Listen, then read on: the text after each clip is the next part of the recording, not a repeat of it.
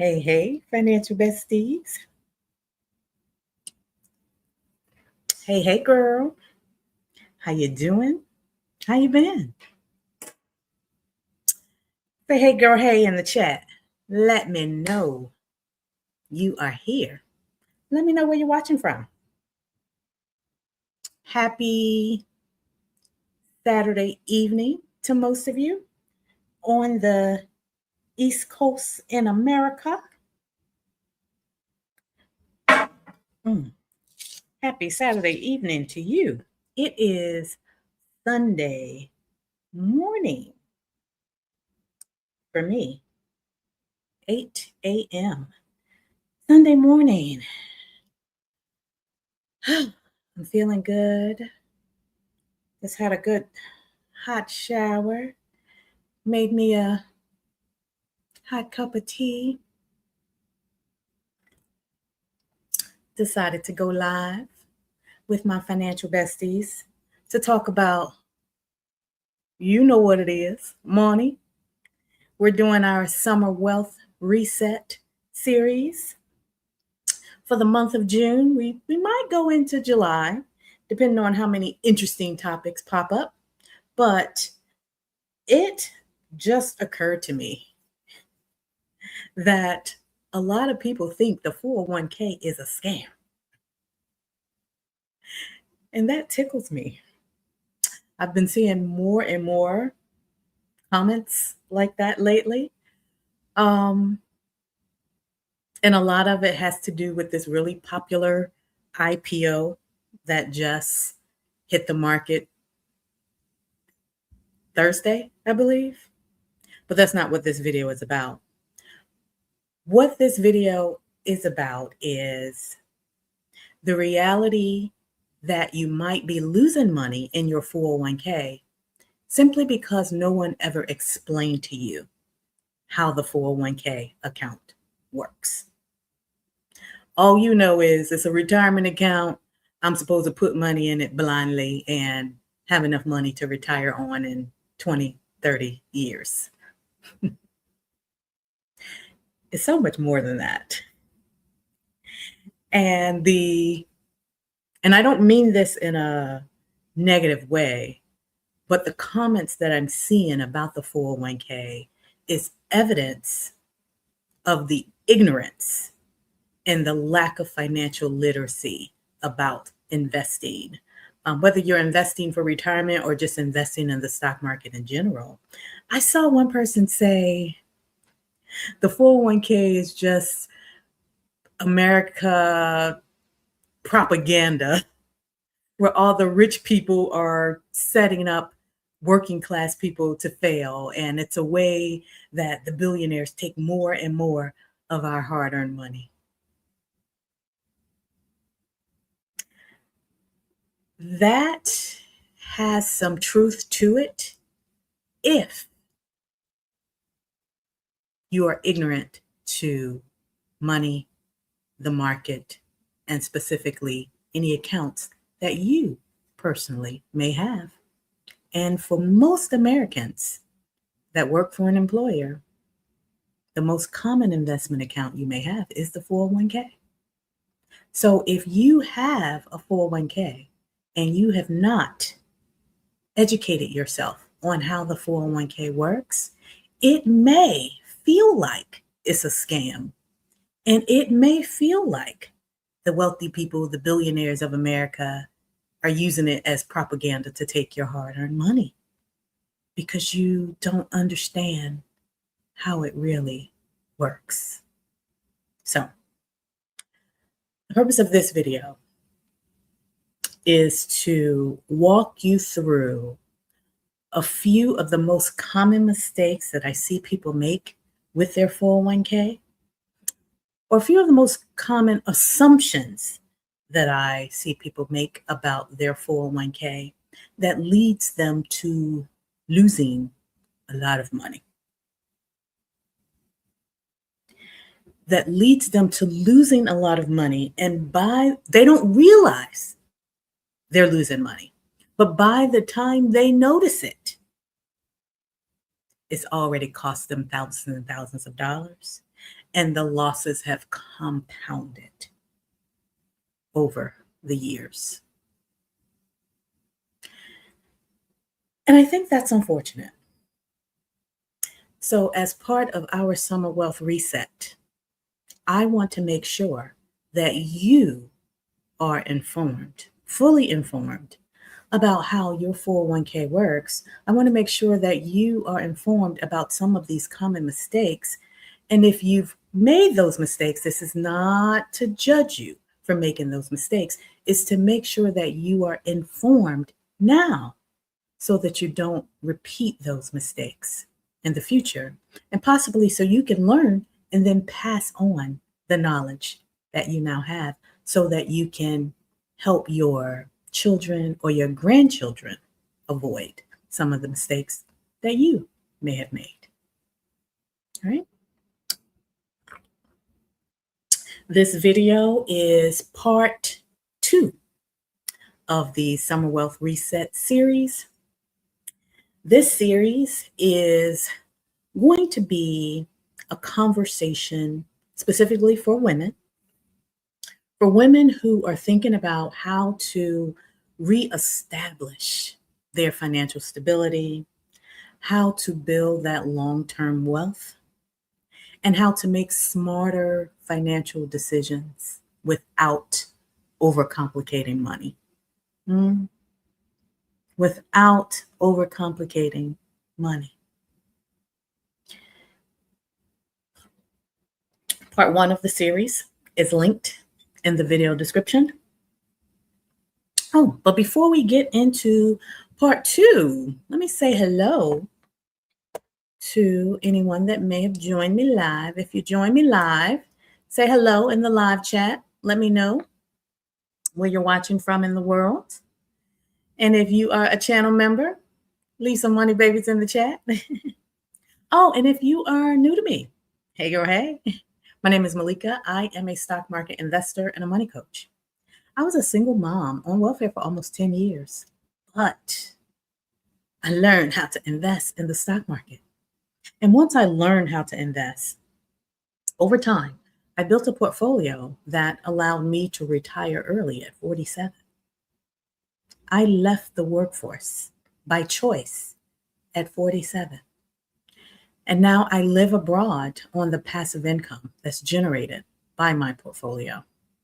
So on this channel, I share some of my experiences. I share how I was able to build that portfolio, and I share some of my life after early retirement and my life living abroad. But my channel is specifically for women who want to build wealth through investing in the stock market and then use that money to create a life that centers her peace and her wellness. So if that is the type of content that you enjoy, if that's what you want to see, I welcome you. Welcome, new friend, and hit that subscribe button and turn on the notification bell so you'll be notified whenever I upload a new video. So let's get into today's topic. And hello to you, Miss Deborah. I see you. Thank you for joining me. I see others that are watching me live, but they haven't said hello in the live chat yet. We say hello around here. Leave a comment in the live chat to let me know that you are here. Let's get into the topic. The first mistake that I see a lot of people making with their 401k is you work for an employer that has a 401k option available, and you don't think you can afford to contribute, but you know it's important for you to do so. So you contribute just a little bit that you think you can afford. And I think this is one of the simplest, one of the most expensive mistakes that a lot of women are making by not contributing to their 401k, at least not contributing enough to get the full employer match. And what I mean by that is most employers, if you contribute 1%, they will match it 1%. Or if you contribute 3%, they will match it up to 3%. So many employers that offer a 401k, they will match what you put in. So a lot of people think when I'm contributing to my 401k, I'm going to have less money in my paycheck. That's not true, because the money that you contribute to your 401k, your traditional 401k, that money is before taxes. So if you contribute $100, that doesn't mean you're going to bring home $100 less. That's $100 that's not taxable. So that $100 is going into your 401k, and your taxable income that you bring home may only be, I don't know, $50 less. But it's not going to be dollar for dollar less, because it's money that you're not paying taxes on. And then on top of that, when you contribute that $100, if your employer does a match, your employer will match it $100. So you have, in essence, contributed $200 to your 401k and only reduced your bring home pay by $50, $60.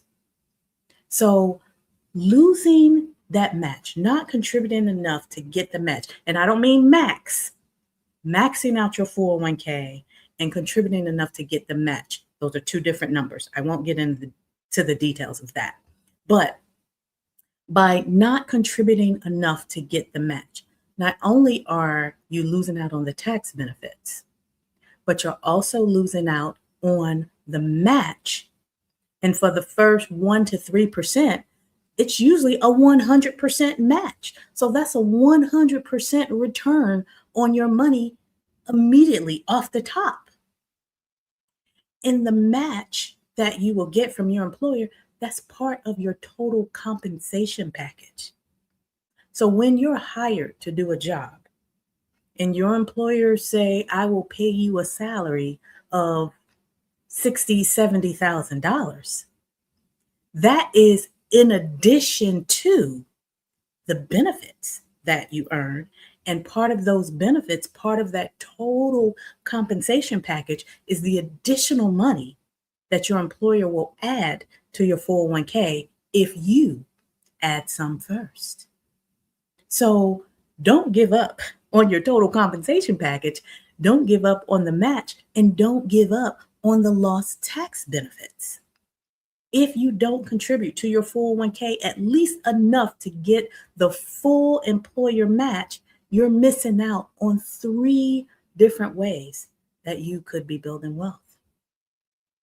And that's an expensive mistake. All right. I know some of this may sound basic, but this is where a lot of women are losing wealth, or missing the opportunity to build wealth, I should say. Right.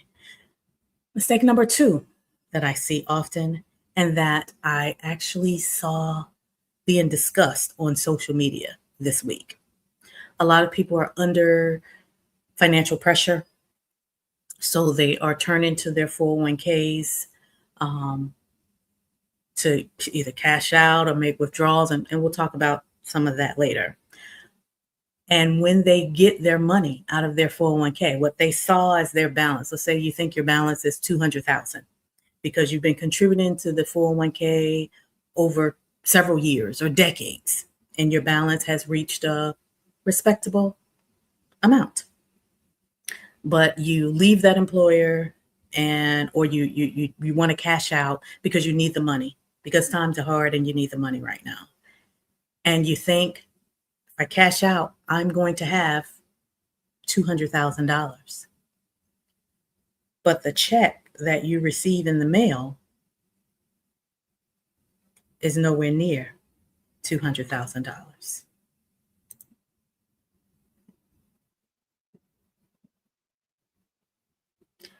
I can see why that person will think, this is a scam. They're taking my money. I'm supposed to have $200,000 and I only received a check of, let's say, $110,000. I'm just giving rough numbers, right? But basically, you receive a check that's significantly less than what you thought you had. So, the second most common mistake that I see people make with their 401k is not understanding the vesting period. Not understanding the vesting period. And vesting means when you are hired by your employer and they offer you all of these lovely benefits, it's not out of the goodness of their heart. Those benefits are not free. Your employer will offer you those benefits with conditions, with strings attached. And if you don't understand what those strings are, you could be making some very expensive mistakes. So for my prior employer, before I retired early, the vesting period was 3 years. So that means all the match that I was getting, in order for that match to become my money, for me to own it, for it to completely belong to me, I had to first give that employer 3 years of full-time employment. I had to commit 3 years to work for that employer before I could claim all of that money as mine. Otherwise, what I put in was mine, but not all of what the employer matched was mine. So in mistake number one, we were talking about employers matching 1%, 2%, 3%. Some employers match 5, 10%. That's wonderful. But if that 10% comes with conditions and you don't meet those conditions, that 10% match is not yours to keep. So that's just one example of vesting.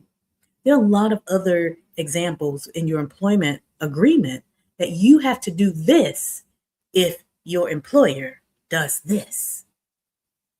And those are a lot of the things I had to educate myself about and take into consideration before I decided to leave my employer. There were certain things that I would have lost had I left my employer before 20 years. And I was not about to lose those things. So I was very strategic in the timing of my exit plan because I wanted to make sure I crossed that threshold first so I wouldn't lose out on that benefit. The same thing applies to your 401k. If your 401k, if all you're contributing is enough to get the match, so let's say your 401k balance is half of what you put in and half of what your employer put in. And your vesting period may be 3 years, 5 years, 10 years. I don't know. It varies from employer to employer. You need to reach out to your HR department to find out what the vesting period is for you. But let's say half of your 401k balance is what you put in, and half of the 401k balance is what your employer put in. And let's say your vesting period is 5 years. If you quit, if you get laid off, if you get fired, whatever the cause of separation, if that happens before 5 years, that half that the employer put in is not yours to keep. That was part of your employment agreement. So some employers will prorate it and let you keep the percentage based on the time that you work for them. But some employers, and this person that was on social media spazzing out, this was her case. Some employers, if you don't work the full vesting period, you don't get to keep any of it. So half of her 401k went poof. So if you were planning to leave your job, make sure you understand the vesting period and leave a month after. I personally left a whole year after because I didn't want any gray area. I didn't want any questionable gray areas lingering. So make sure you leave after the vesting period so you can take all of your money with you. But in this person's case, she lost half of her 401k balance because she left her employer before completing the full vesting period. So contact your HR department. Ask them, when will I be fully vested in my 401k? And make sure you keep that date in mind. All right. If you have any questions about any of these tips that I'm sharing, feel free to leave them in the comments. If you have experienced any of these things that I'm sharing, share your story in the comments. All right, let's talk about it. The whole purpose of this Wealth Reset series is to talk about the things that are affecting our financial stability. All right, share with me in the comments. All right. The third common mistake that I see a lot of women making.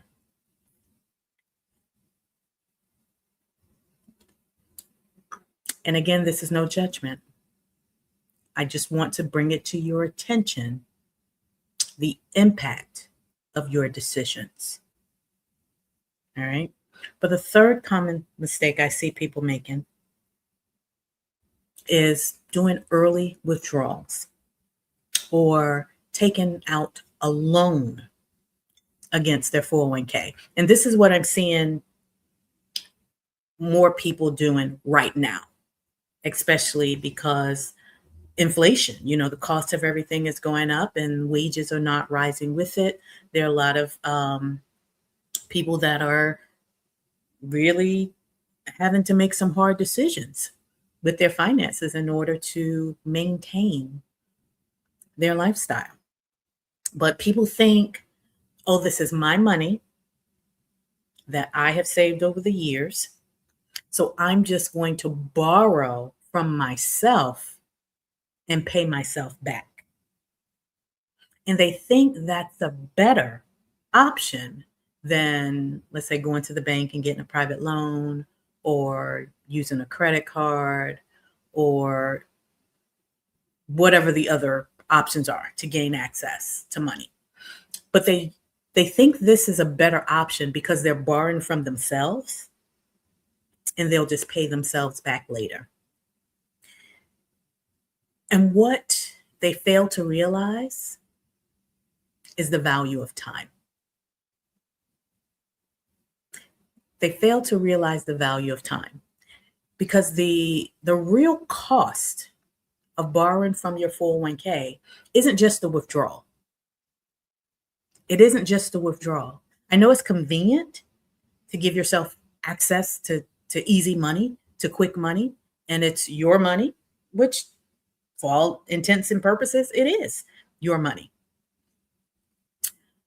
But the cost of taking an early withdrawal or taking out a 401k loan is what the money would have become if it stayed invested.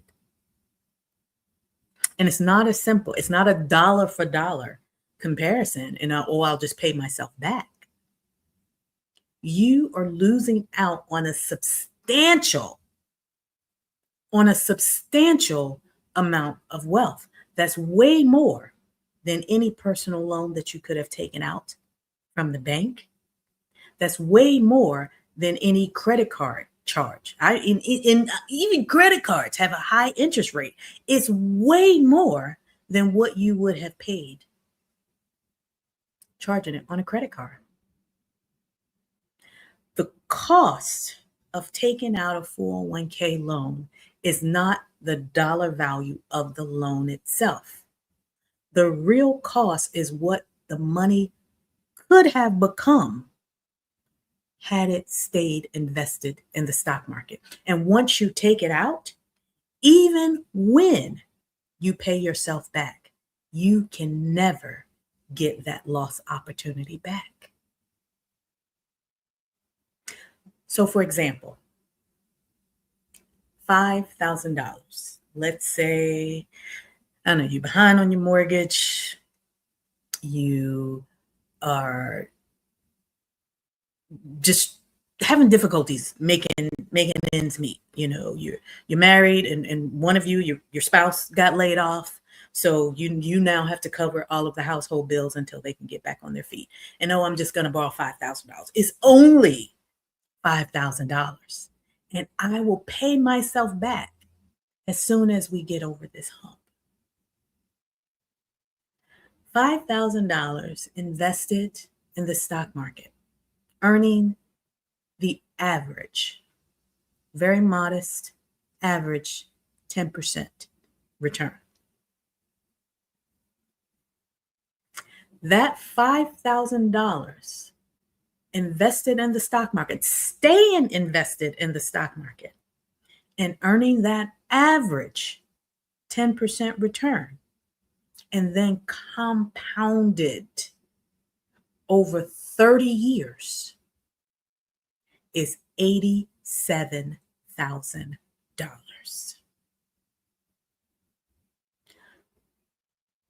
Who could not use $87,000 in retirement? So if you are young and healthy and in your working years, and you can't figure out another way to get your hands on $5,000, if you take it out of your 401k, you are stealing $87,000 from your elderly self who can't work, who can't find other alternatives to make up for $87,000. So you didn't just borrow $5,000 from yourself. You removed $5,000 from a system that could have turned into $87,000 for your future self when she has no other options because she's not able to work.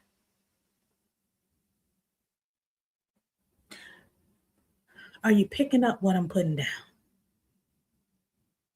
Think about your current self who is able-bodied, assuming you have all of your mental faculties.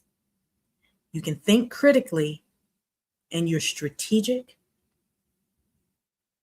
and you're resourceful.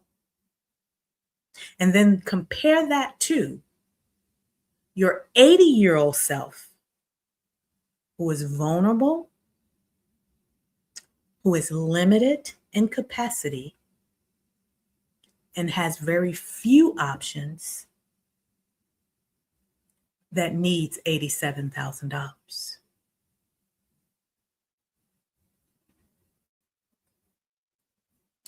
And on top of that,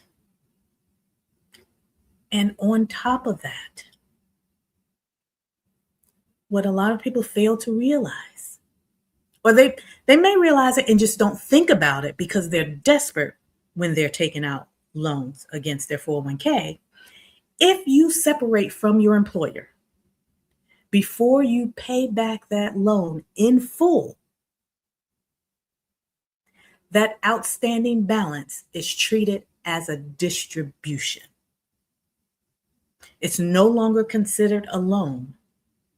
It's treated as a distribution. And when a withdrawal is treated as a distribution, That full balance is taxable income. So not only did you lose the compounded interest over the years that you can never get back, it's now all taxable income. And if you're under the age of 59 and a half, you're also going to be subject to a 10% penalty. So what felt like a temporary solution, oh, I'll just pay myself back later, you have now dug yourself deeper into a hole that made your future self even more vulnerable than you are right now.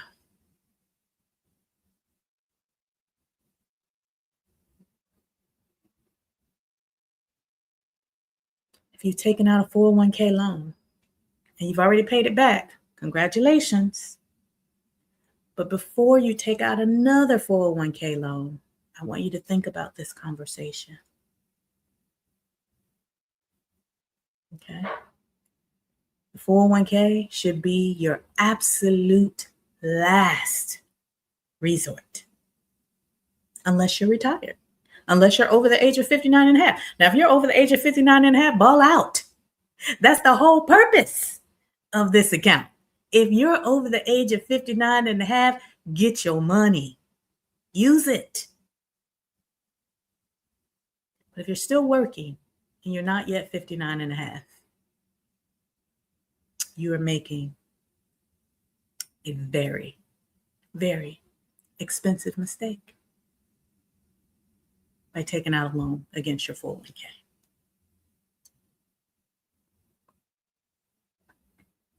Let me know in the comments. Have you ever taken out a loan against your 401k? Do you know anyone that's taken out a loan against their 401k? How did that work out? How did that work out for them? And this person that I saw ranting on social media about 401k being a scam and how the government took all of her money.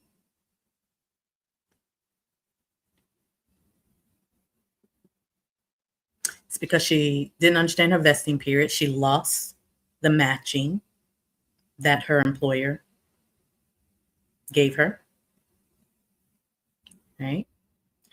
And because when she took the money out, it was all considered a distribution.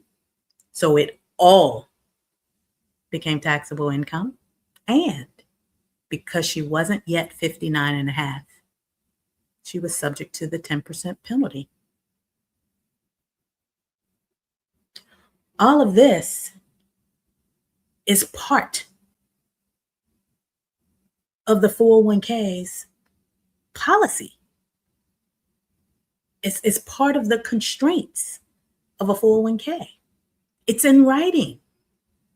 So if you just go throwing your money into an account without understanding any of these terms and conditions, it's not because anyone scammed you.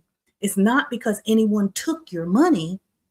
It's because you were ignorant to how the account works. You did not have the full knowledge and understanding of how the account works. So by being assessed a 10% penalty, that was a decision that you made that could have been avoided. By all of that money becoming taxable income, that was a decision that you made that could have been avoided. By losing out on the employer match because you left before your vesting period, that was not a decision you made because you could have been laid off or fired. But that is part of the terms and conditions of the 401k. Nobody scammed you.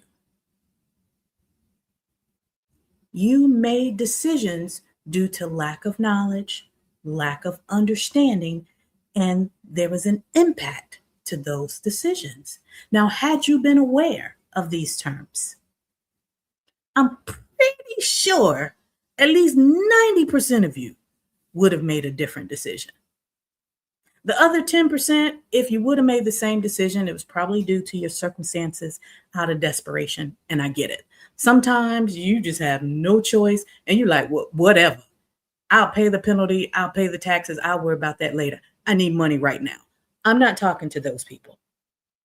Those desperate circumstances, you got to do what you got to do. I'm talking about the people that have not explored their options or people that are just not aware of the impact of their decisions.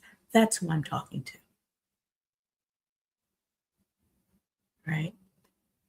Nobody is scamming you. It is your responsibility to educate yourself on these investment accounts, on the investment terms that you are, in essence, agreeing to. You're an adult. That is not anyone else's responsibility. But because I'm seeing it so often, it bothers me. It irks my nerves. So I'm doing this summer wealth reset series to make sure at least my people are aware, to make sure at least my financial besties are aware. So that if you've made those mistakes in the past, it's in the past. We can't go back and fix the past. But I want you to be aware of it now so that you don't repeat those mistakes in the future, and so that you are now informed so you can share this information with your loved ones, with your daughters, your nieces, your granddaughter, so that she won't make some of these same mistakes. In fact, go ahead and share this video now. Go ahead and hit the share button and share this on your social media. Send this in an email. Send this in the group chat. Drop the link in the group chat and share it with your people. Because I know without a shadow of a doubt, there are a lot of people that don't understand their 401k. I'm seeing it on social media. I'm seeing the comments. I'm seeing the freakouts when people try to take their money out and how much they receive versus how much they thought they had. It's because they're not aware of the terms and conditions, and they automatically chalk everything up to a scam. Nobody has scammed you. You just didn't know. And not knowing is not a scam. Not knowing is a lack of financial literacy. And that's your responsibility. Right? Good evening from Florida. It's Healthy Seniors Are Wealthy. Thank goodness. No, I did not. Yes, I'm glad you did not. Ignorant and the thieves keep their hands hid behind their back. They don't disclose very clear. They are not thieves. I disagree with this comment. I disagree with this comment. And that's the whole point of this video. The 401k is a scam. And the employers, the IRS, they are not thieves. Your lack of financial literacy, your ignorance is not their fault. Now, the information is available. It's hidden, but it's hidden in plain sight. Just like all financial information is. It's hidden in plain sight. So I am not going to let anyone in my community take the easy way out and blame other people for their lack of knowledge. It is your responsibility to educate yourself, to stay informed, to ask questions, and to understand before you put your money into something. There's so many people that want to be rich so bad, that want to be wealthy so bad, and they hear someone that sounds like they know what they're talking about, so they follow blindly. And they just hope and wish that things turn out the way they want it to. They hope and wish that they'll get rich one day by doing this thing that this person said they should do. It is your responsibility always to educate yourself. I'm not saying there aren't scammers. There are scammers that exist, and especially scammers that prey on the vulnerable. And ignorant people are vulnerable.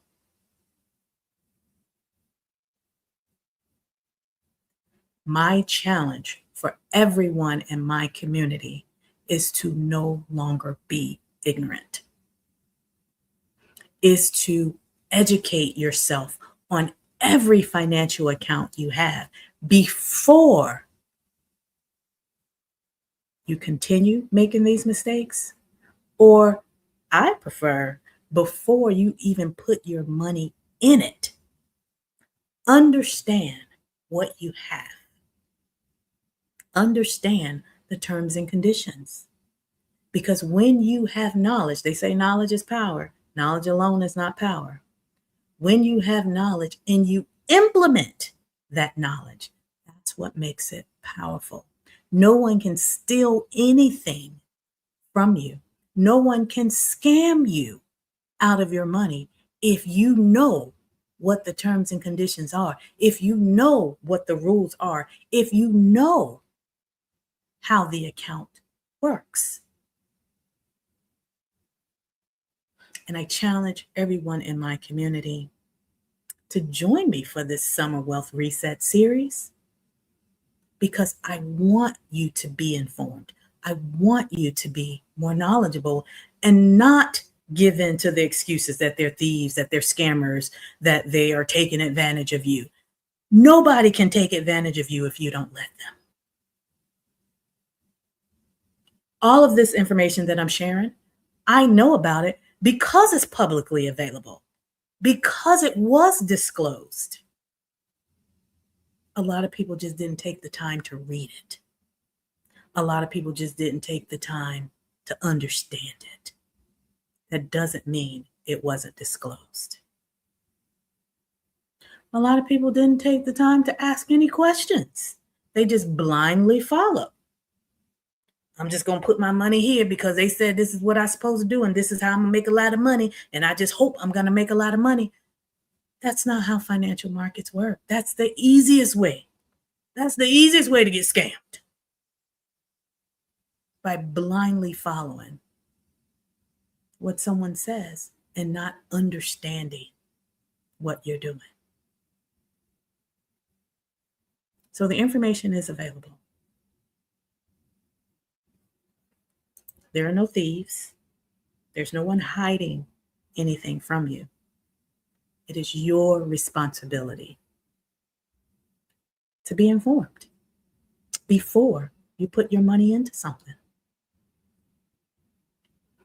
I know there are people that's not going to like that response, and I'm okay with that, but I stand by what I said. When it comes to your personal finances, there's no one that's more interested in your outcome and your well-being and your financial stability than you. Even as a money coach, I am not more interested in your money than you. I don't care more about your financial stability than you. So even when I'm coaching or I'm teaching, I'm sharing things in a very general way, especially if I'm group coaching. I'm sharing general things that will apply to everyone so that everyone understands. But unless you ask a very specific question that's unique to you, I may not address that because it doesn't apply to everyone. So because I didn't address something that's unique to you, that doesn't mean I didn't disclose it or I'm a scammer.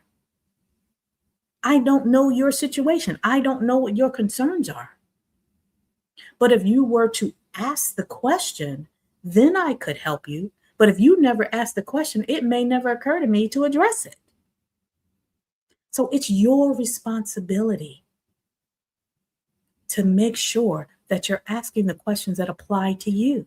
It's your responsibility to make sure you educate yourself on the circumstances that apply to you. No one can scam you when you're informed. No one can steal from you when you're informed. And my challenge to everyone watching, to everyone in my community, is simply to be informed. All right. And that's the whole concept of this Summer Wealth Reset series. I just want to make sure that you are informed. I strongly disagree. I I will never come on this platform and play the victim. I will never come on this platform and give that much credit to other people because I was unaware. There's no one that stay creating rules to take your money from hardworking employees. No, I don't agree with that. That's victim mentality. And I don't align with that. I may lose subscribers for saying this. I don't care. I don't subscribe to victim mentality. Educate yourself. Learn how money works. Look, that's why I'm here. That's why I'm doing the Summer Wealth Reset series.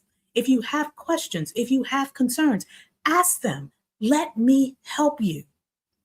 But I don't want you to keep this mentality that gives them that much control over you. They do not have that much control over you. Stop giving them that much power.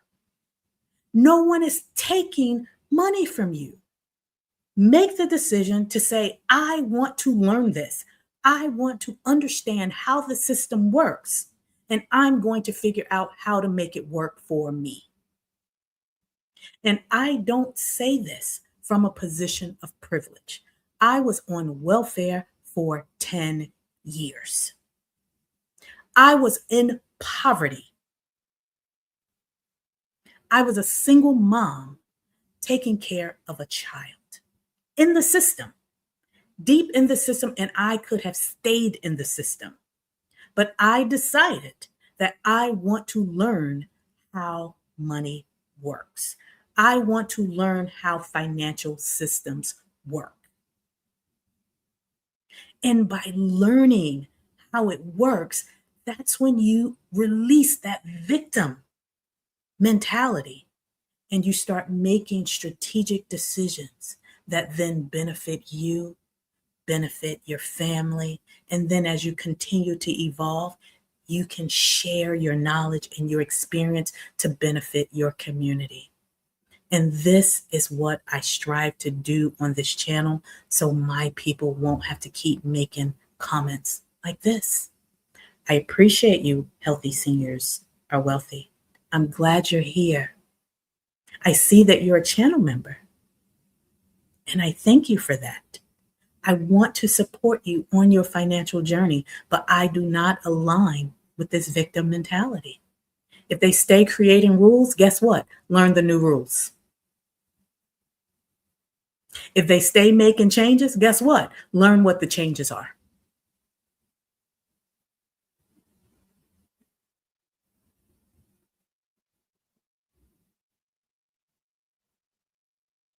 You do not have to stay in a situation where you're always vulnerable, where someone else is always taking advantage of you. I refuse to give into that victim mentality. I refuse to let them have that much power over my life, over my finances. I refuse. And I want you to refuse too. You don't have to have a finance degree either. That's another weak cop-out. You don't have to have a finance degree to understand how the basics of the financial system works. You just simply have to have a desire to want to learn and to not be taken advantage of anymore.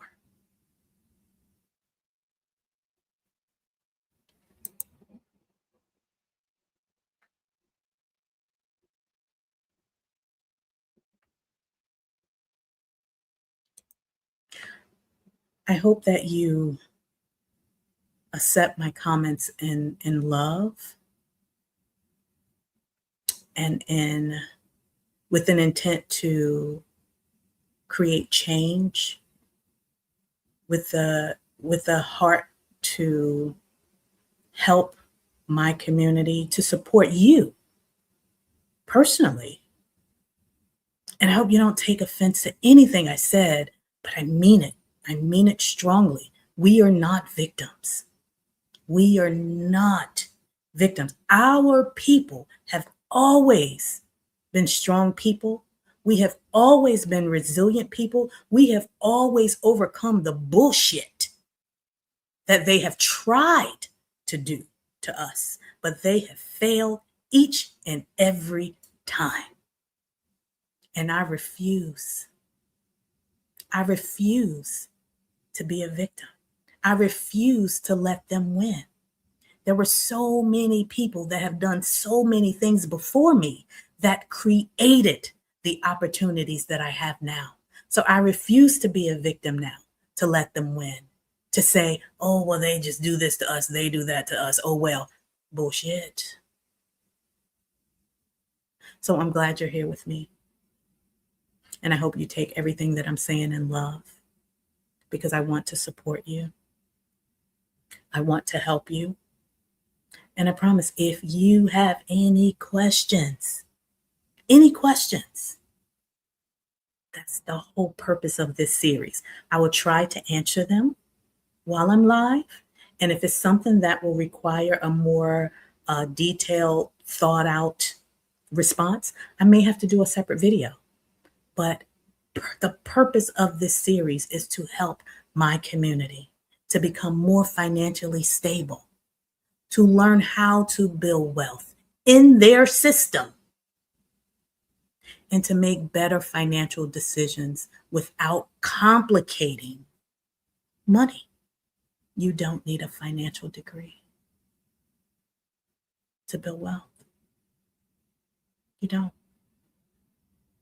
But I thank you for being here. I thank you for rocking with me and giving me the opportunity to help. Lena, you did a small $3,000 loan when you was on maternity leave and paid it back within 6 months. Okay.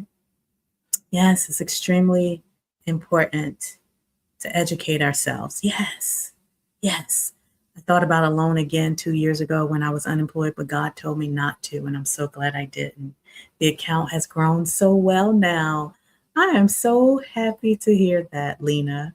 You did it before. You paid it back quickly. Thank goodness. And you thought about it again, but you said, mm-mm. And you're seeing the fruits of your labor. You're seeing the benefits of the decision that you made. That's beautiful. I love that. I love it. I love it. I love it. I love it. Hey, Elle. Elle from North Carolina. I appreciate you, healthy seniors. I'm so glad you're here. But thank you all for sharing your experiences. Another mistake that I see, another expensive mistake that's causing people to lose money to the system. We're not victims, but I do acknowledge there's a system and that there are wealthy, super duper wealthy people at the top that make even like ridiculous amounts of money off of the mistakes that we make. But another very common mistake I see people make is when they leave a job, whether they got fired, laid off, quit, or whatever. There's a 401k at that last job. Even if you didn't complete the vesting period and you are not entitled to the full match, you are still entitled to the money that you put in there. That's your money. But a lot of people, when they leave a job, they cash out their 401k.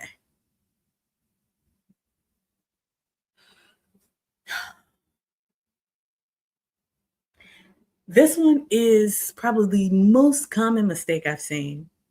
In full disclosure, I did it the first time I left the job.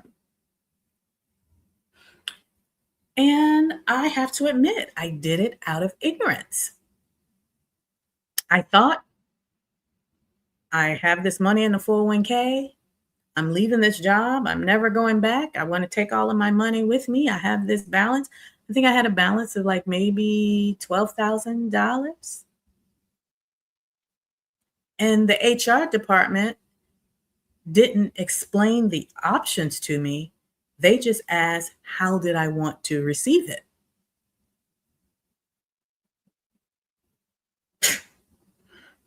$12,000, how I want to receive it? Give, give me my money. I was ignorant. I didn't know what else to say. So I cashed it out. They sent me a check and I deposited.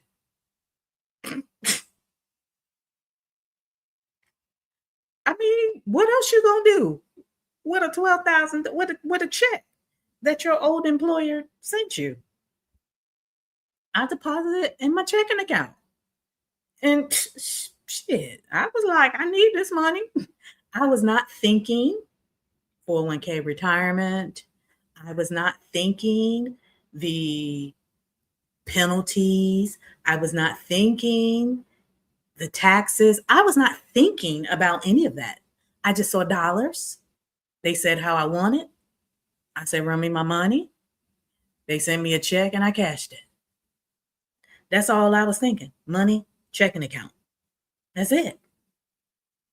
But in a 401k, that's not it. That was the worst thing I could have done. Because when I cashed it out, I ain't nowhere near 59 and a half. I definitely wasn't anywhere near back then.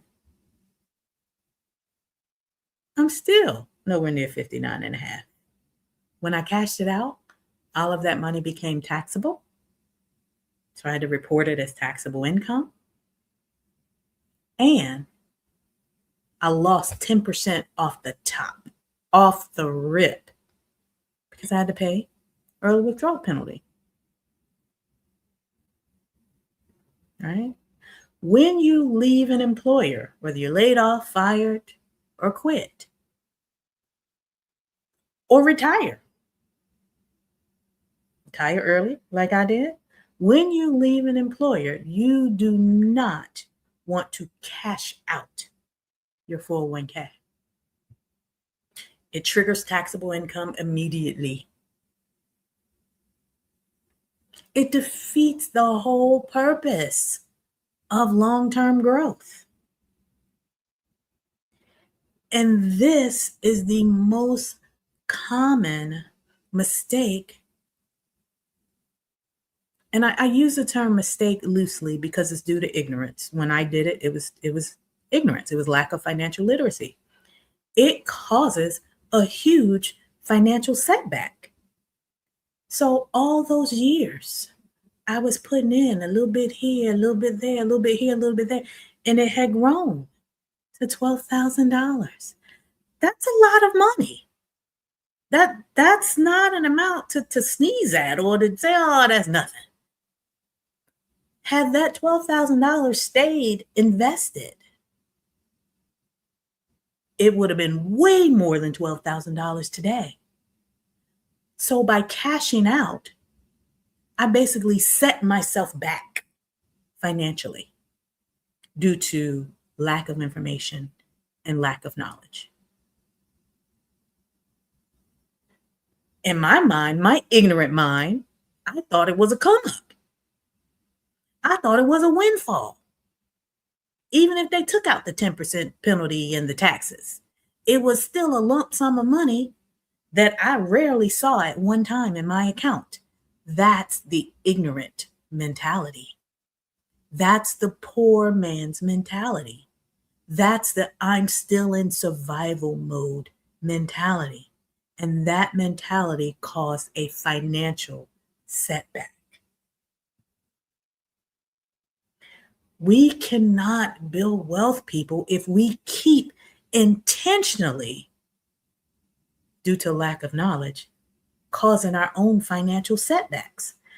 At some point, we need to stop blaming the man.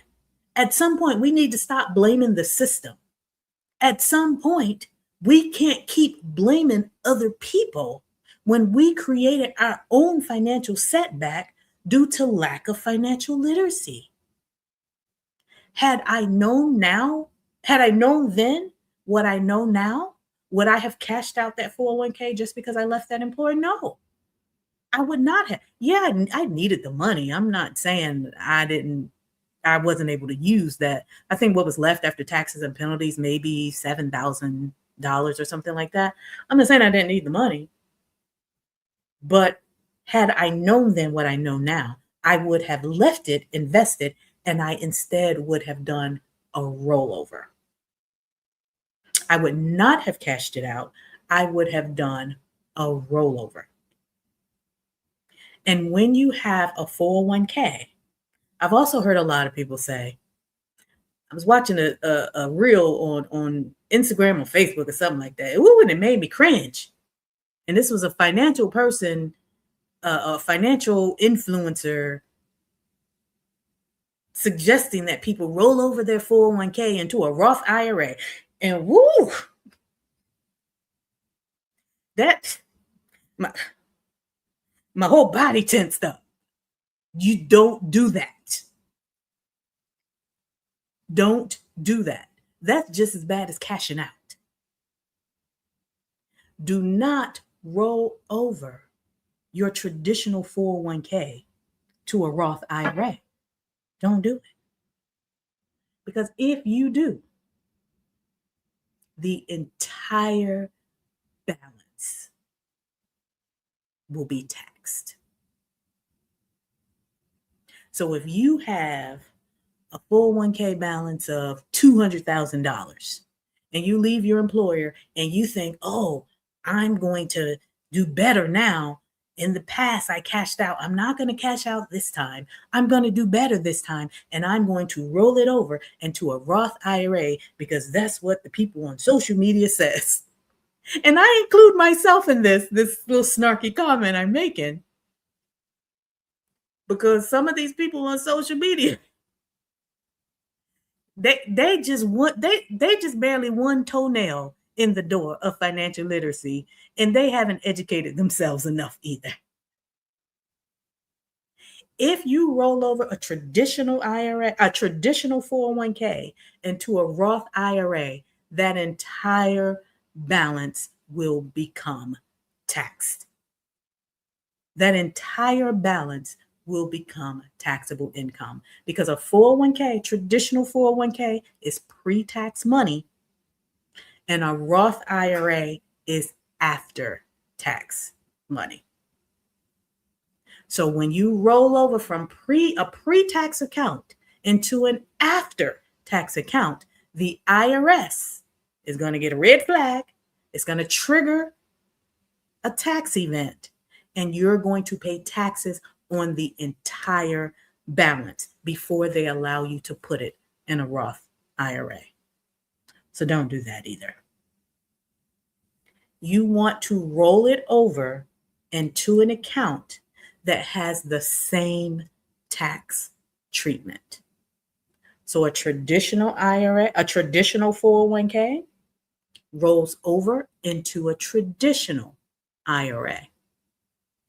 A Roth 401k, so these are relatively new in the past 5 years or so, but a Roth 401k, that can roll over into a Roth IRA. Same tax treatment.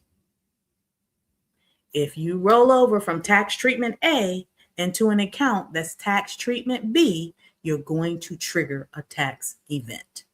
So don't do that either. And if you make that mistake, you're going to pay a buttload of taxes, and you're going to want to blame the system. Oh, the system is trying to take my money. Nobody is trying to take your money, sis.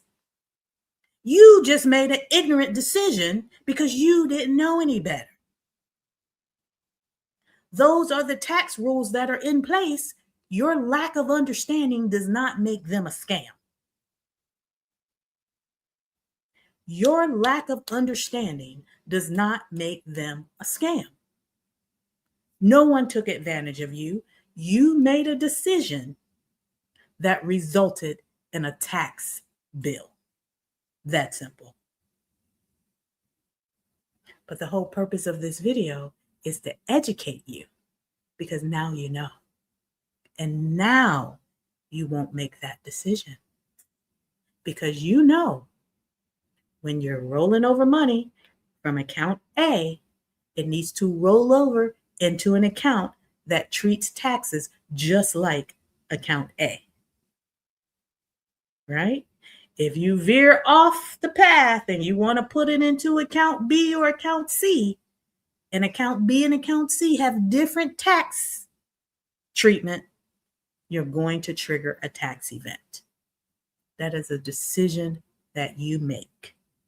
Sometimes that decision makes sense to make, but that's not what this video is about.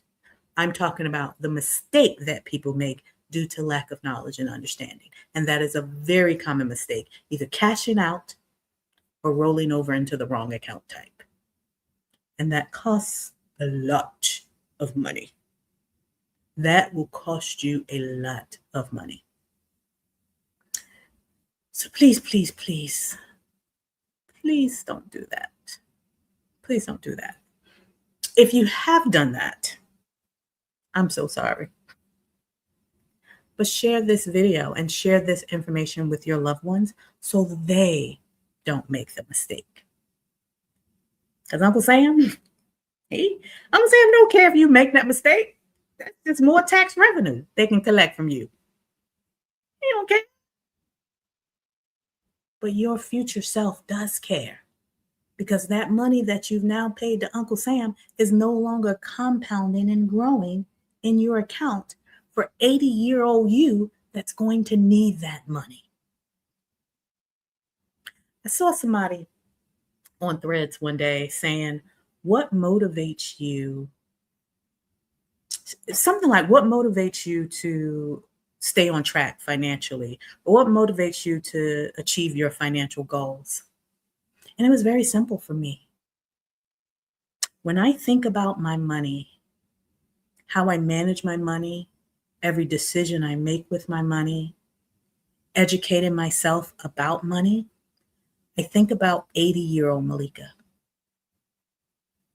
I think about what 80-year-old Malika will need, what future Malika needs, what future Malika will have depends on what 51-year-old Malika is doing right now. And when I think about her and her needs, I'm single, so I will not have a spouse to help me or to share the financial responsibility in my household. I only have one child, and she has a child of her own.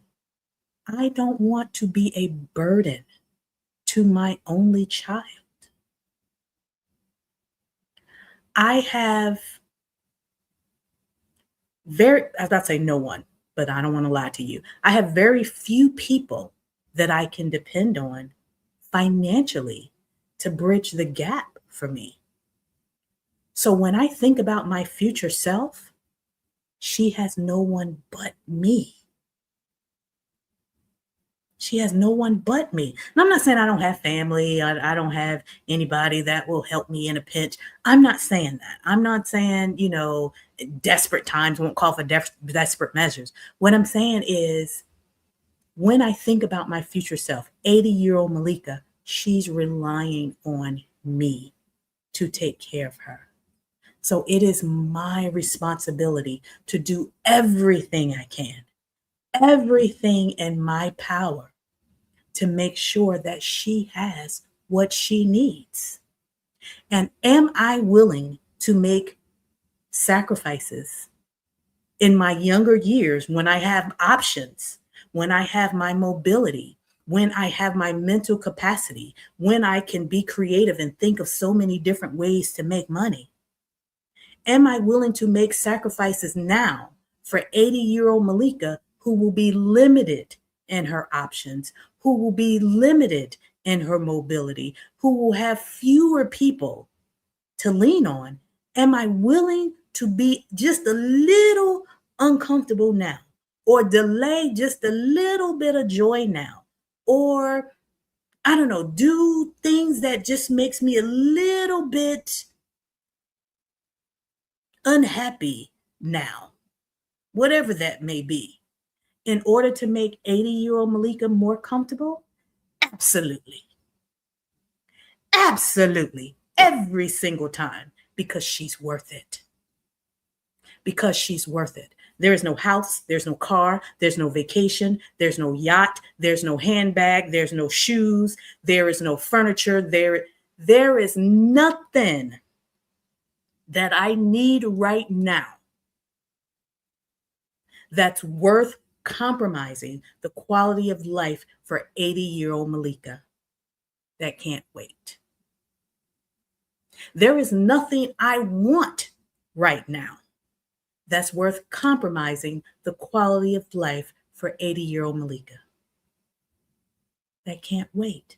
So every decision I make, the thoughts that I have, is making sure that 80-year-old Malika has everything she needs to live the best quality of life she can, to be the most comfortable that she can be, even if it means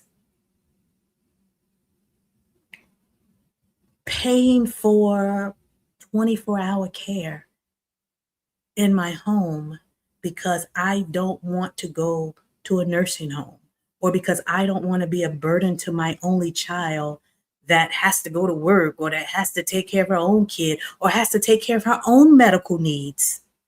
I don't want to be a burden to her and make her have to take care of me too. I would rather be able to pay someone where it's their job to do the things for me and free her up to help me because she wants to, not because she has to. You understand? So that's my mentality when I'm making financial decisions and when I think long term, because I think about 80-year-old Malika. She needs me. She's relying on me in the decisions that I make today. Same way that 51-year-old Malika that just fought breast cancer. The same way that 51-year-old Malika was relying on 30-year-old Malika to make financial decisions so that she could walk away from a job that was stressing her the fuck out.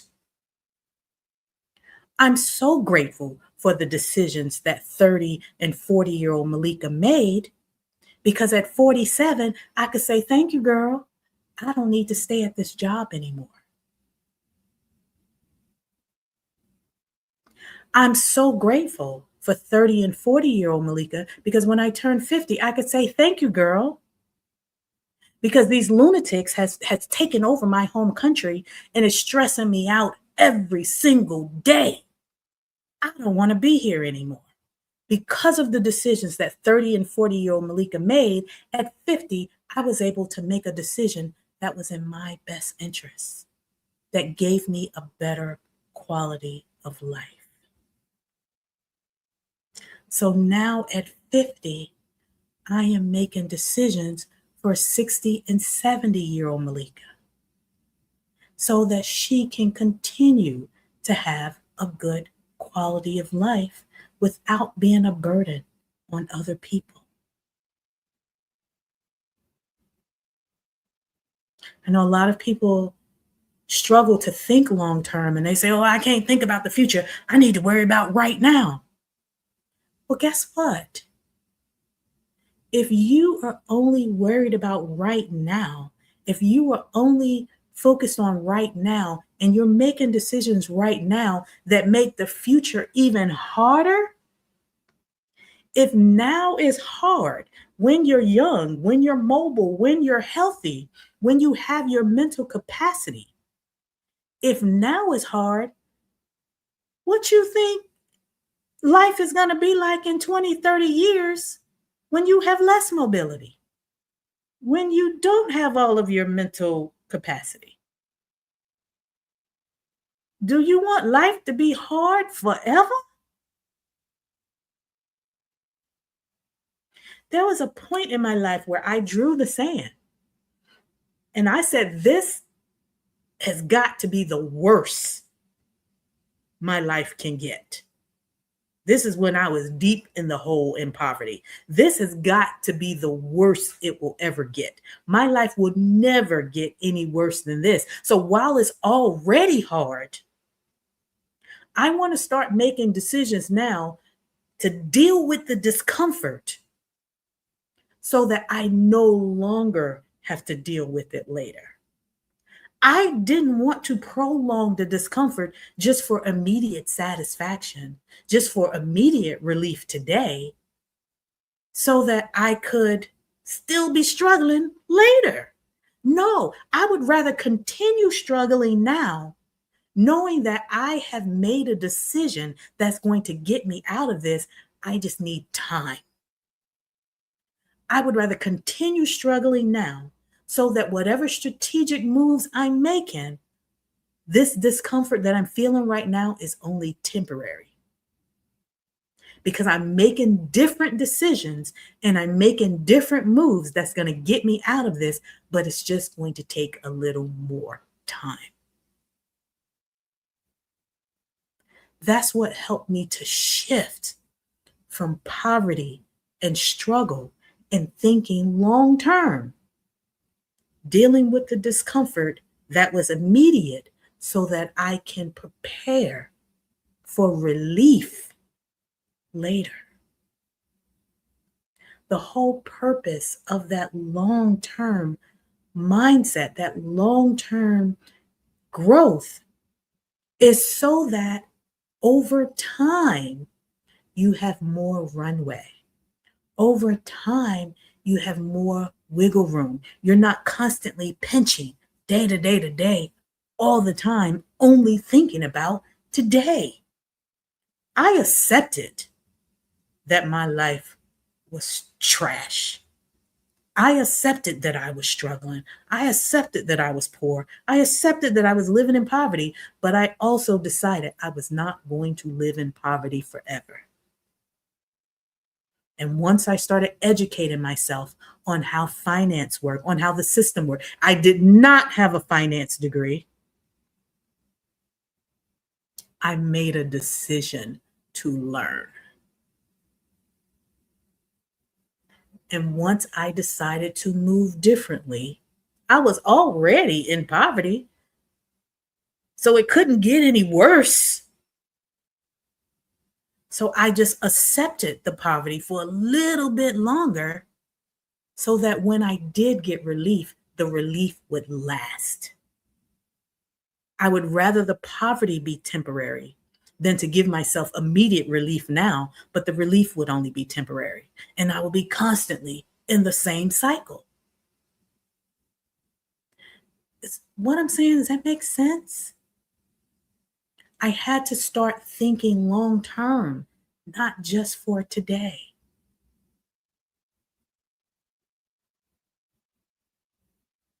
When you think long term, sometimes that means you have to sacrifice or delay what you want today just a little bit longer. And if I had already been 20, 30 years without it, what's another 10 more years? So that the next 40 can be relief long term. And I know I say that, and some of you may say, oh, well, tomorrow isn't promised. Tomorrow isn't promised. We got to live for today. Well, guess what? What if you do keep living? Then what? What if you do keep living, but you're only making decisions for today, but you do keep living? Then what? You're going to constantly live your life in a cycle of living for just today, and you're not going to have any runway. Your runway is always going to be short. You're never going to have any wiggle room because you're only thinking about today.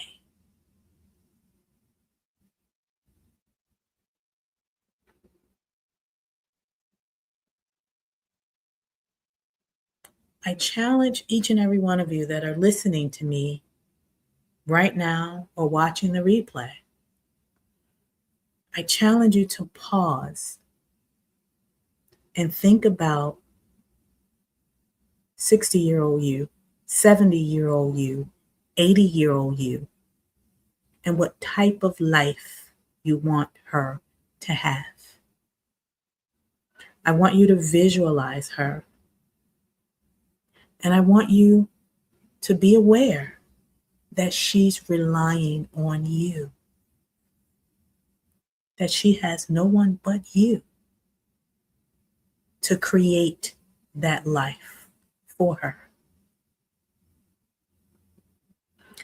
I'm not saying it's easy, because if it was easy, everybody would be doing it.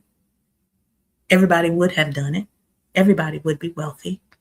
I will never gaslight you to say that thinking long term and thinking about your finances in terms of long term growth is easy. It's not. But think about the quality of life that you want her to have. And her is your name and whatever age in the future that you're thinking about. Malika, that's 65. I want her to be healthy and strong. I want her to have very minimal stress. And I want her to be able to fight whatever disease may invade her body because she was exposed to something. I want her body to be strong enough to fight it. And in her last days, I want her to be comfortable. I want her to have the best care that she could have that will minimize her pain. I want her to have the best care that will give her the best quality of life in her last days. I don't want any of her loved ones to be stressed or to feel burdened by her existence. I want them to help because they want to. I want them to stop by because they can.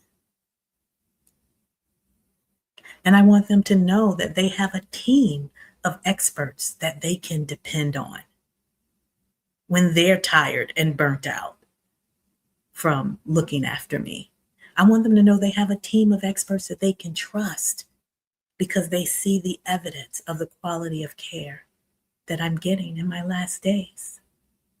And I want them to know that when I'm gone, that I lived a really, really good life.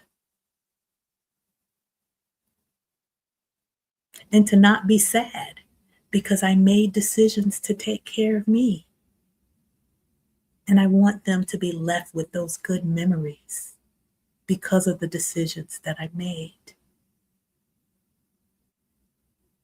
And they may also enjoy some of the things that I leave for them because of the decisions that I made. But my point is, I don't want my life to be burdensome or worrisome or stressful, or like being a caregiver is such a full-time job, and it creates a burden on loved ones that impacts their quality of life and their family's quality of life and their employment. I don't want that for anybody that loves me. So I make decisions today thinking about future me and my family members that I know love me. I want it to be a joyful experience. Even when I'm in my last days, I want money to be the last thing that anyone worry about. And I share this because I want you to think less about what you need today, because you have options today. You're healthy, you're able-bodied. I want you to think about what future you may need when she has less options, when she has fewer options. And your 401k is an account that will bridge the gap. It won't solve every problem, but the 401k is an account that will bridge the gap. If you keep your money invested long term, you do not take anything out before 59 and a half. You do not pay taxes on it when you're still in the high income tax bracket. And you most certainly do not want to pay any unnecessary penalties. So, I hope this was helpful. The final mistake that I see women make is, let's say they do everything right. They contribute enough to get the match. They understand their vesting period, so they don't leave their employer before they're fully vested. They don't take any loans against their 401k. They don't roll over incorrectly and create a taxable event. Let's say they do all the things right, the first four. The final mistake that I see people make with their 401ks, they do a rollover, but they don't know how to invest it after the rollover.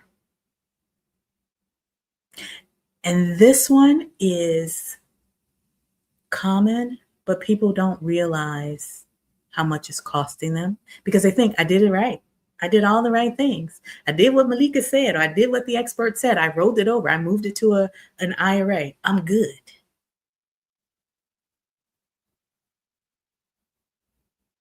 But you're not.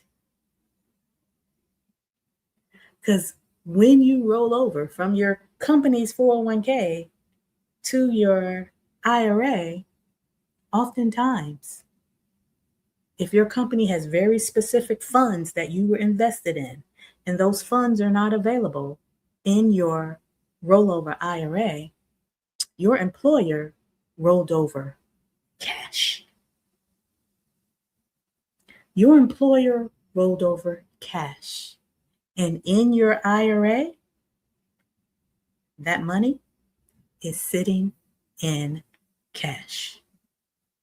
That money is sitting in like a holding account. It's not invested and it's not growing. It's just sitting there. I have had clients come to me. They left their employer, did a rollover, did all the things right, but the money was just sitting in cash for years. And because it was invested in their 401k, they just assumed when they rolled it over to their IRA that it was invested in their IRA too. It's not. Their money was just sitting in cash, not invested, not earning that average return. It was just sitting.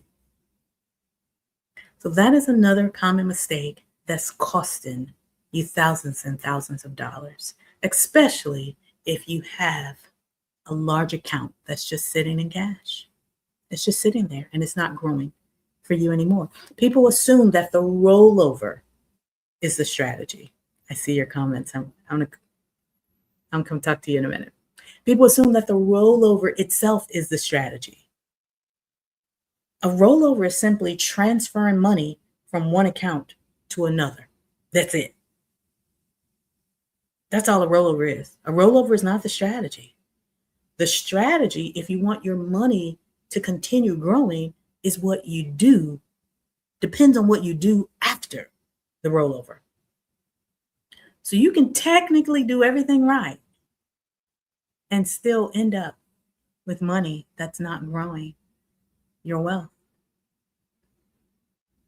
Because once your money moves from your employer's 401k, where your employer's 401k administrator was managing the account, once your money moves from your 401k to your IRA, that responsibility is now yours. I just finished working with a client. She's on vacation now. When she comes back from vacation, I will ask her to be a guest on the channel. But she is a feisty, active retiree in her 70s. I was like, Girl, I want to be like you when I grow up. But we made she made so many changes to her account, and she went through my private wealth mentorship. She didn't want to do a group program in the beginning. Um, but once we made changes, just in a short time, we were growing. Her account grew over, I want to say like 20%. And prior to me, her account was only growing like 8%. Before me, she was paying ridiculous fees. One of her accounts, she was paying over 1% annually in fees.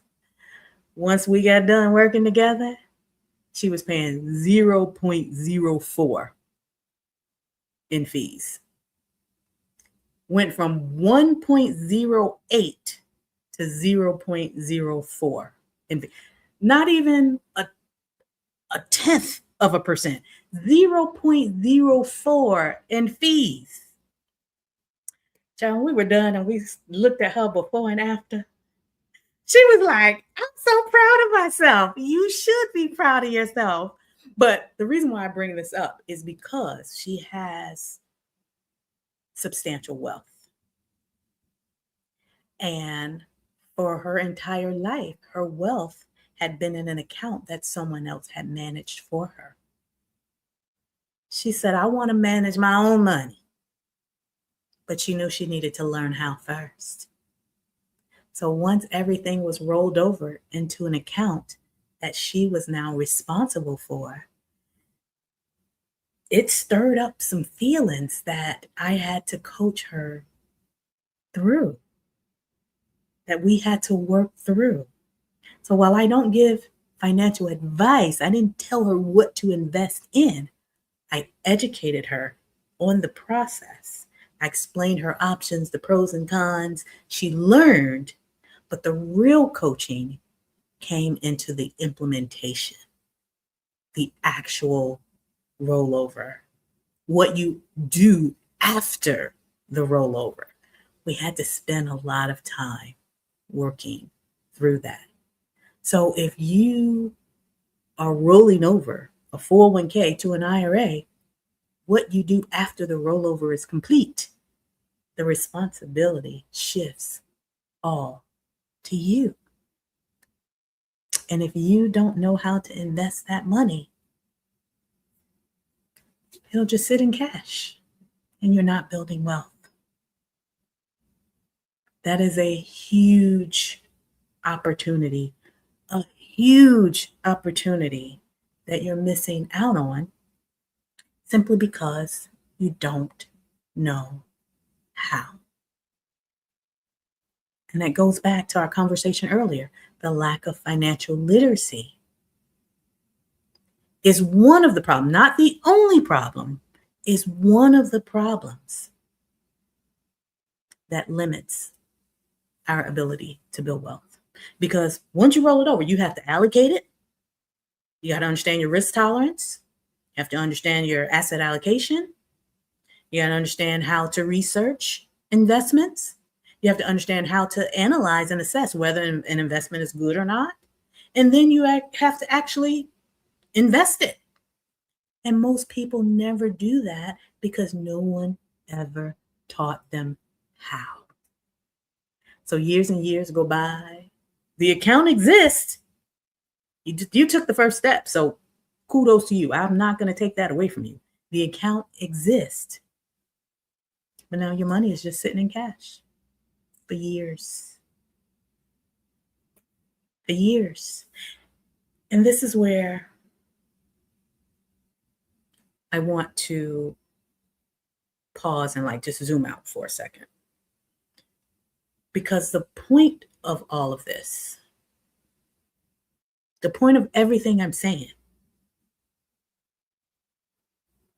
it's not just saving money.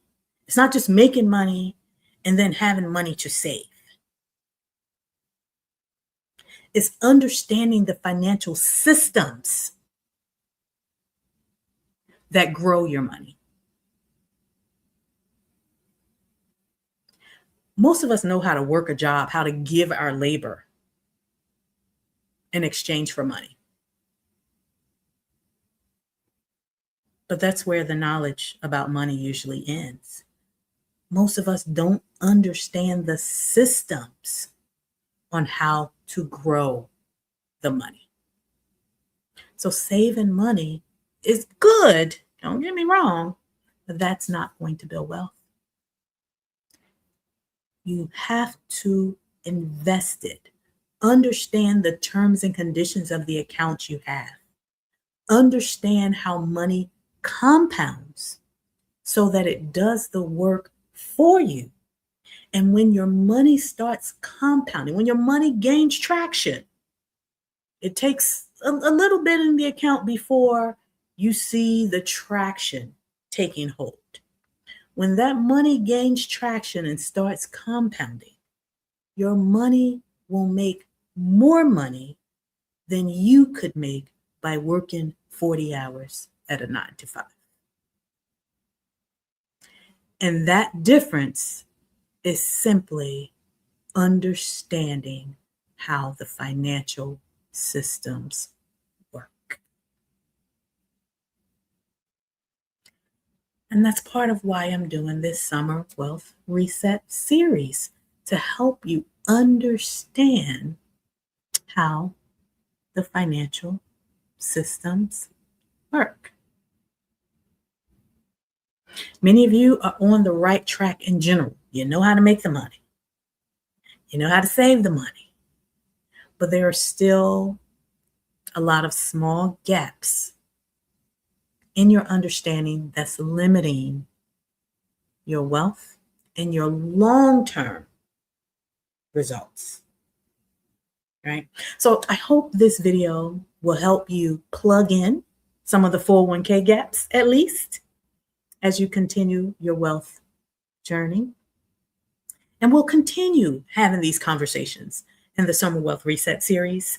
In fact, in the next video, I think we should talk about the financial tension that we experience on a day-to-day basis that leads people to cashing out their 401ks or taking out, loans at ridiculous rates, or making decisions that limit their ability to build wealth. But yeah, we will continue this series this summer. And at the end of the series, I'm thinking I will open one more cohort to Invest with Ease for those who want to learn how to invest in the stock market to build their wealth. I will do one more cohort this year, and I haven't shared this yet. And this is the end of the live stream, so most people don't watch this far anyway. But I think it might be the last cohort of Invest with Ease, only because I feel like I'm reaching a phase in my life where I'm ready to make space to live. I feel like being a coach, being a money coach, it was kind of like a bridge for me between working a 9 to 5 and retirement life. It was a bridge that filled the gap for what I needed in that moment. And now that I'm into year 5 of early retirement, I'm evolving and I'm maturing in this journey we call life.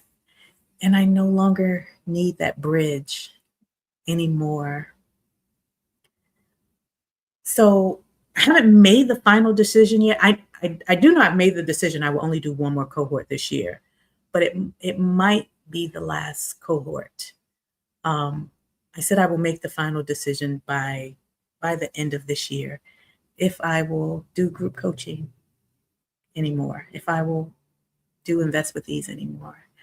I want, in my year 5 of early retirement, I feel like I've matured to the point where I no longer have the doubt anymore about whether I've saved and invested enough money to live on for the rest of my life. In fact, I reached my ultimate goal financially now, and I'm thinking about what I want to do next.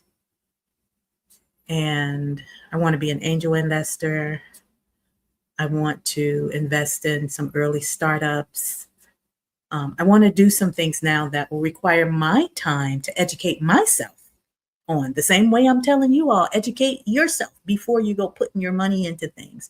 I need to spend some time educating myself on a new level of wealth building that I'm not familiar with. And I just want to spend time just living, just living. And I don't think, since I walked away from my career, I don't think I've really made time for that, because I've always in the background still kind of felt like I was responsible for the business or coaching or doing things for other people. I think I want to spend some time just living. So it might be my last cohort, but at the end of the series, I will open invitations to invest with ease for one more cohort this year. And I'll make a decision by the end of this year if it will be the last cohort or not. But for now, we're going to continue this series. We're going to continue the series for the rest of June and possibly into July. And we're going to have these conversations that I think need to be had in our community. So any questions you have, I am an open book. I will stay on for another, 15 minutes or so. I'm an open book. I'm here to help you. I want to help you. Feel free to ask whatever you want to ask me. If you have any video ideas that you want to discuss, not every video in the series will be a live stream. Some of them I'll do pre-recorded. They may be, 10-minute pre-recorded videos that I will just upload. But occasionally I will hop on to do a live if I feel like we need to engage and have a conversation together. But we'll keep this party going, because I want to make sure that I've given everything I can before I decide to step away from coaching. But if you are not a subscriber yet, make sure you subscribe to my channel and turn on a notification bell so you don't miss the next video in the Summer Wealth Reset series. And if you want coaching on your 401k or any other finances, I've taught hundreds and hundreds of Black women how to invest in the stock market.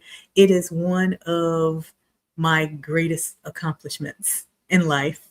So far, one of them has become a multimillionaire. 3 of them have become millionaires, and dozens more are in progress. And hundreds are working towards their individual goals, whether that's millionaire status, being work optional, financial stability, whatever their personal goals were. That's one of my greatest accomplishments in life, deciding to become a coach, and several, at least a dozen, I'm sure, Black women will become millionaires because of the work that I've done. But if you want to work with me now, you can schedule a Wealth Clarity call. I will put the link to that in the video description. Wealth Clarity call is just a 1-hour private session. We can talk about your 401k or any other financial questions that you may have that you don't want to talk about publicly or on the live stream. But yeah, that's how we can connect for now. But at the end of the series, I will open invitations to join Invest with Ease, the group coaching program, for one more group cohort this year. I will limit the cohort to no more than 20 women. So the cohort will be small. I just like teaching to a small group so we can really vibe out and so I can really get to know you. So I don't do large Zooms with a whole bunch of people on the screen. Small group of Black women get to work with me and invest with ease. But I'll do at least one more this year. But anyway, let me look at the comments to see what questions you have. I'm here for you if you have any questions. And if you don't, we will wrap up here. This has been a long live stream. My lives are always long, but I love chatting with y'all and sharing the details versus just sound bites. Yeah. Thanks for breaking this all down like this. You don't realize how moving money could result in a taxable event. Absolutely. Absolutely. And you don't even realize this quick second decision you're making, how it will impact you financially. Tanya, I rolled my traditional 401k from the state to a traditional IRA. Good job. And a so-called financial advisor wanted me to put it in a Roth IRA.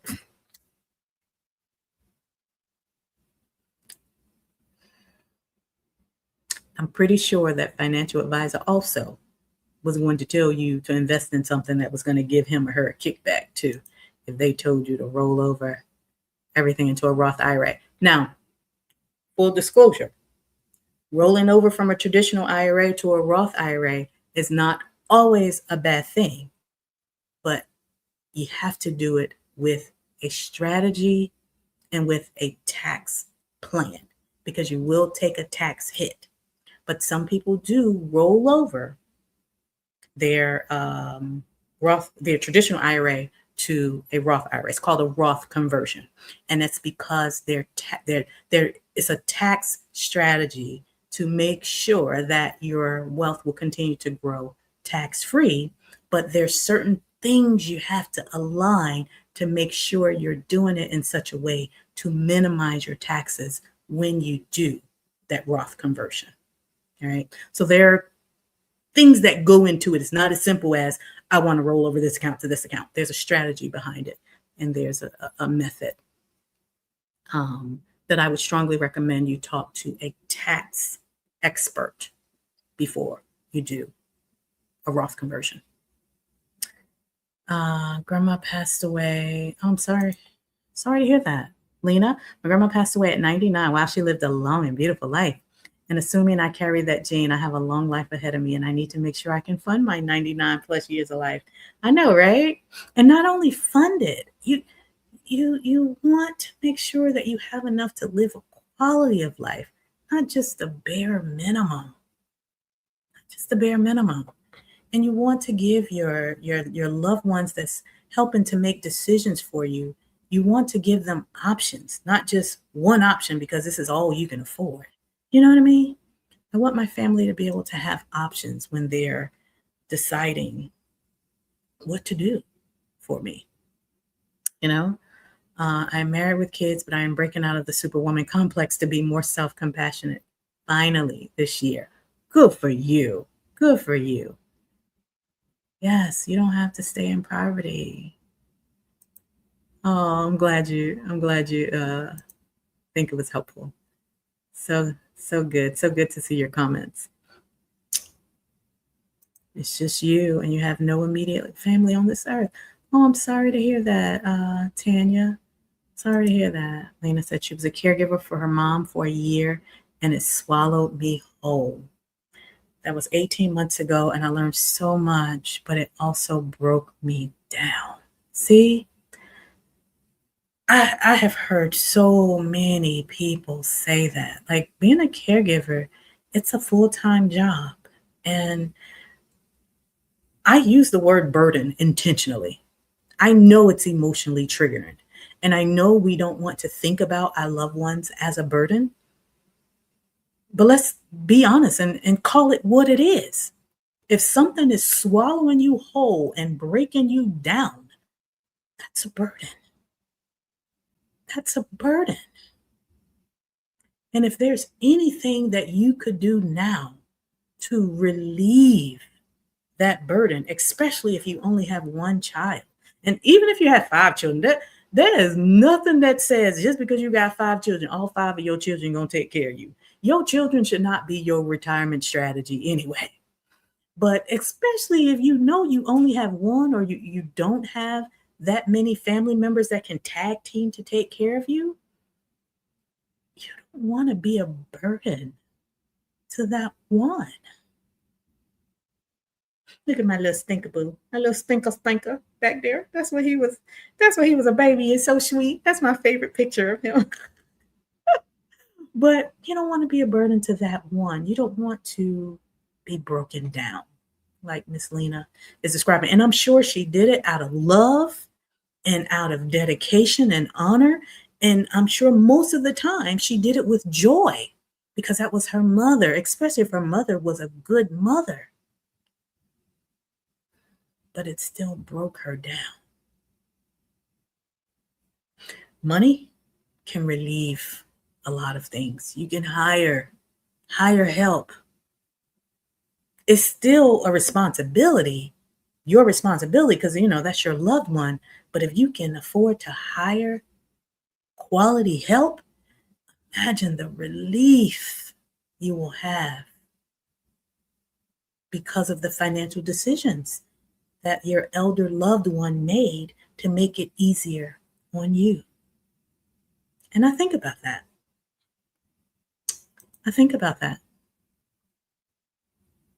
Mm-hmm.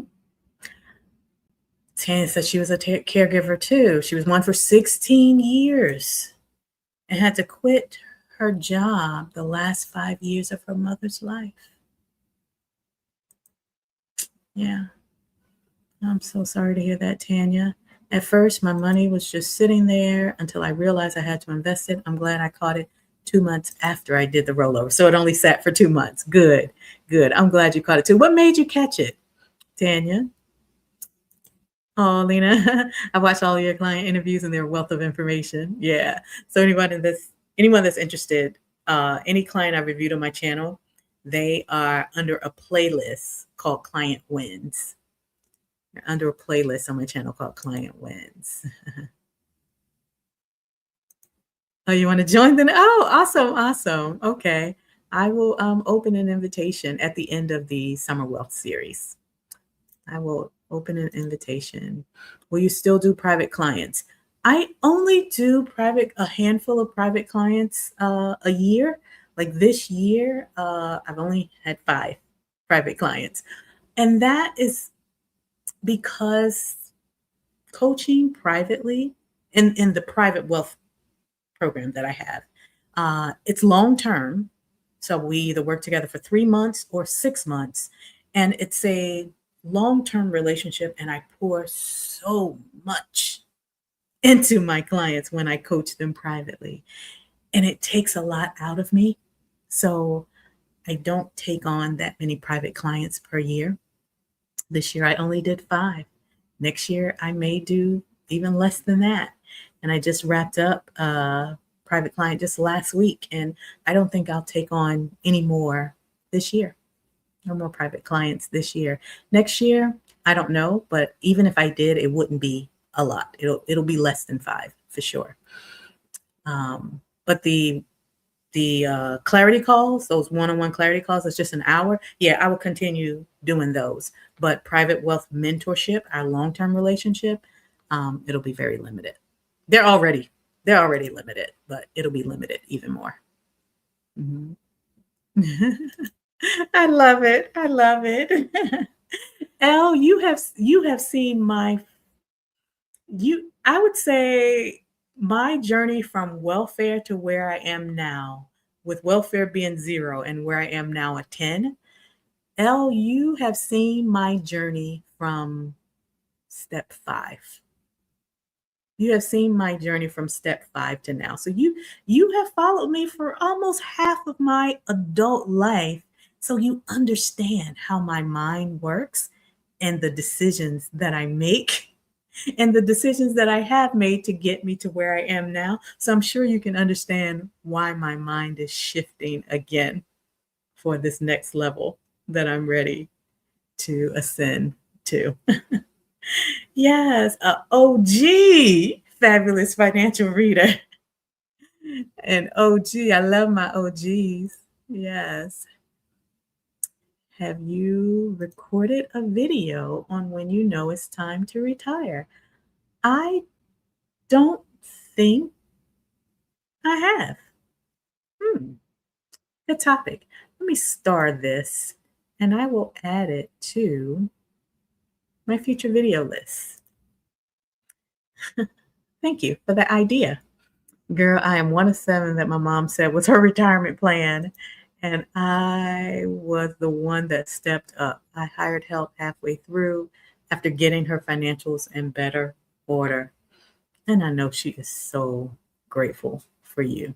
One of seven, and only one stepped up. That's crazy. That's crazy. Your children are not your retirement plan. Y'all see this comment, right? Your children are not your retirement plan. Financially prepare for yourself. Financially prepare to hire help. All right, y'all, let me go. But anyway, I'm gonna wrap this up. I was watching something on television about 401k. Oh, so that's how you knew to double check. All right, good for you. Good for you. I'm so glad you caught that, Tanya. And Lena, I thank you for sharing your journey and your experience caring for your mom. And it just goes to show how important it is to plan financially long term. Y'all, I want you to view your 401k as a bridge to the life you're living now and the life you want to live. It's not going to solve all the problems for you right now. That 401k is going to be the bridge that's going to fill the gaps for the problems you may experience later. Everything is not microwavable. Everything is not going to give you microwavable results right now, except with the exception of people who were born into wealth. Anyone that has built a substantial amount of wealth in their life, they had a period in life where they could have taken the money and balled out of control. But they decided to reinvest that money in something, whether they reinvested into a business, whether they reinvested it into themselves, their education, their knowledge, their experience, their coaching, their guidance, or whether they invested it into an asset, the stock market, real estate. There was a time where they made the decision to accept the short-term discomfort because they knew at some point in the future, if they keep on this journey and they keep putting their money in the right places, that there will come a time where they were no longer uncomfortable, where they no longer had to stress as much, where they no longer had to work as hard, because that asset would then take over and do a lot of the heavy lifting for them. And for the vast majority of people, that 401k is the very first asset that you have access to that can fill the gap for you too. So do not think your most important and largest financial asset that most of us have is a scam. It's not. Educate yourself on how the account works. Educate yourself on the terms and conditions of the account. If you are just tuning in live, make sure you watch the replay so you can understand the 5 most common mistakes that people make that cost them a lot of money and that create the financial setbacks. If this video was helpful, hit the like button and share it with your loved ones. Email it to them. Drop it in the group chat. Drop it on your social media platform. People need to be aware. They need to be educated on this account so they stop viewing it as a scam. So they stop viewing it as the system taking their money. The system did not take your money. You made a decision that had financial ramifications due to a lack of understanding how the account worked. So the purpose of this video is to help you understand so that you won't continue making that mistake. But until next time, my friends, I'll say bye for now.